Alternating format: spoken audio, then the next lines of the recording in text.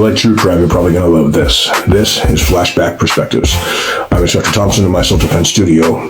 This is a podcast and blog on real violence and remembering, flashing back to the perspectives that we had during and after real violence, real attacks have occurred. My guests, and some of them are instructors, some of them are martial artists, many of them, well, they all wear many hats, but they live in the polite society that we do today.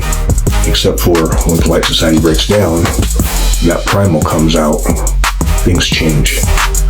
Our perspective then is different than how we think it might happen.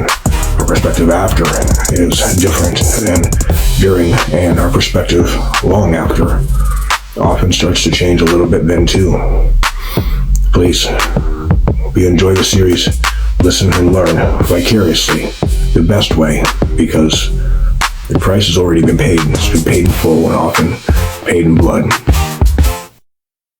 Next up in Flashback Perspectives, we have Michael Sensei.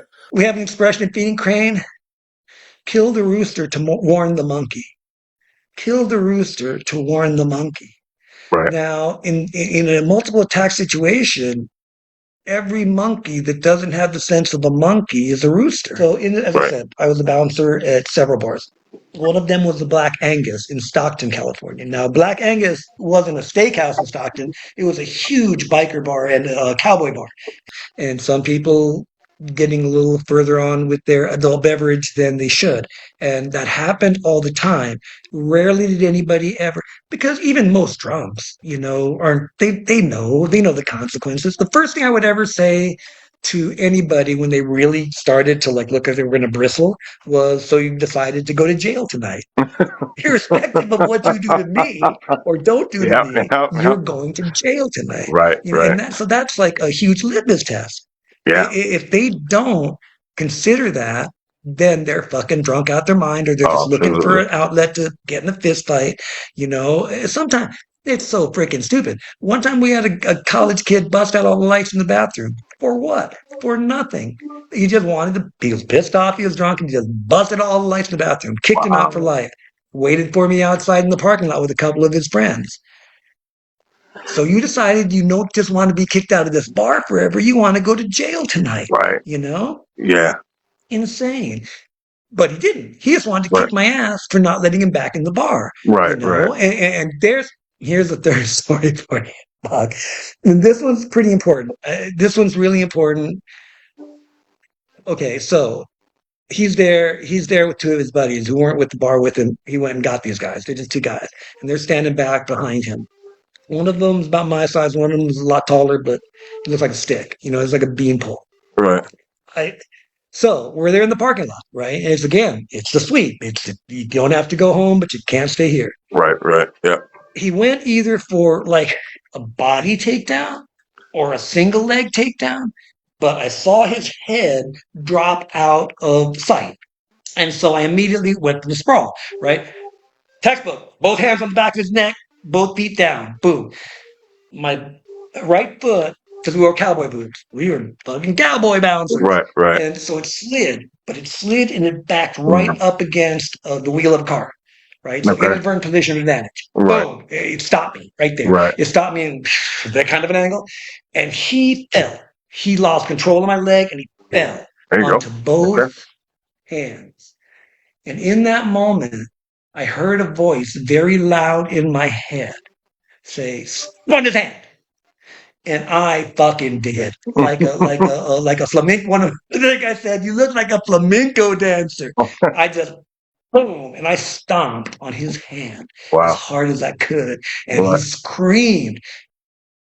It wasn't the top of his lungs; it was really close.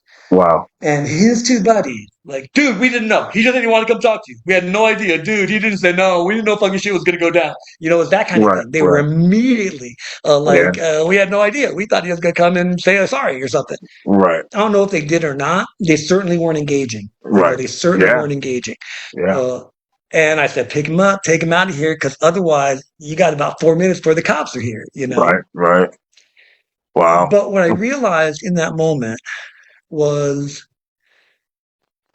the nature of the deterrent. right? Right. One time I was walking past the living room, my wife was watching Jack Reacher, Mhm. right? And he's on the bridge, and the guy says it's 5 against 1, and he Right. says, Right. no, it's 3 against 1. Right. The last Right. two always run, Yeah. right? Yeah. And I laughed because I was walking through the living room as that was playing on the TV, and I said, man, he's been reading my mail. But the fact, but what the fact of the matter is that deterrent Yep. has got to be catastrophic. Right. One of my favorite shows is Rick and Morty. And there's one episode of Rick and Morty where he's in the White House talking to the president, and there's all these Secret Service men around him. And the president says, seize him. And he says, don't touch me. If you touch me, you'll die. And I'm talking about dead. I'm saying there's nothing afterwards. No matter what you believe, you're going dark. And the Secret Serviceman grabs him, and he immediately dies. And the president says, oh my God, what did you do? Because, well, I told him. Because, but couldn't you have just knocked him out? Because everybody wants to be knocked out. Right. Nobody's afraid of that, and that's the message I want to give with this. If there are two, if there are three, Right. you have to make that first defensive salvo catastrophic. Right. If you can create blood-curdling shouts or anything like "fuck my knee" or "oh god damn it" or anything like that, Yeah. anybody but the most psychotic are going to respond. Right. And there's your other litmus test. What is it? We have an expression in Feeding Crane: kill the rooster to warn the monkey. Kill the rooster to warn the monkey. Right. Now, in a multiple attack situation, every monkey that doesn't have the sense of a monkey is a rooster. Right. If they're going to watch you sit there and try to snatch somebody's eye out or bite their lip off or just do something or stomp on their hand or just do something that is so socially unacceptable, Right.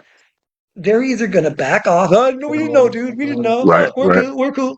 Or they're going to attack. And if they attack, they're fucking roosters.